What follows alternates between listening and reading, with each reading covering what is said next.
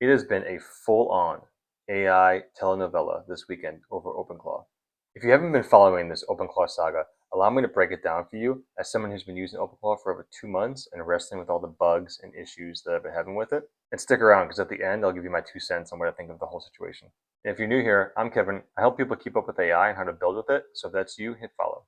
So this past Saturday on April 4th, Anthropic blocked all third-party applications and harnesses from using the Claude subscription, meaning that you have to use your API token in order to use tools like OpenClaw, which would cost hundreds, if not thousands of dollars or more than how people are using it right now with like a max subscription to Claude. Needless to say, the community freaked out. There's tons of discussions of other models to use.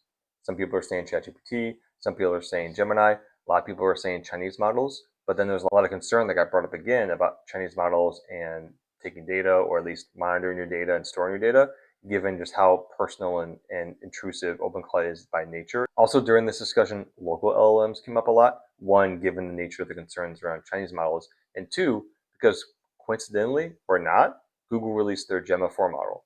And during this whole saga, Pete Steinberger, the creator of OpenClaw and now works for OpenAI, made a few posts saying that ChatGPT and ChatGPT Codex is a good one-for-one comparison to Opus and a good replacement for OpenClaw, which he then had to back out and walk back a few times, given that people were really frustrated with that and posting and reposting and tweeting to him how bad OpenClaw was running with ChatGPT. It wasn't following instructions. It didn't have a personality. It was lacking its ability to like go out and actually fix problems and be proactive. And if it wasn't told a tool to use, it just didn't really work well. It was like a well-paid intern, but not an Opus level orchestrator. So much so that OpenClaw released its own update about ChatGPT Codex, and Pete Steinberger made multiple posts about a new Soul MD document that they made that he was working on, and they finally released a whole new guide on how to rewrite your Soul document just to work with ChatGPT. So from my perspective, this is a major blow to OpenClaw and its effectiveness and how well it runs, right? If you think about it though, this is only temporary. We say this all the time with AI, but these models are the worst they'll ever be right now, which means that ChatGPT, Gemma, Gemini, GLM is the worst it'll ever be at being an orchestrator or being a coding agent for OpenClaw right now.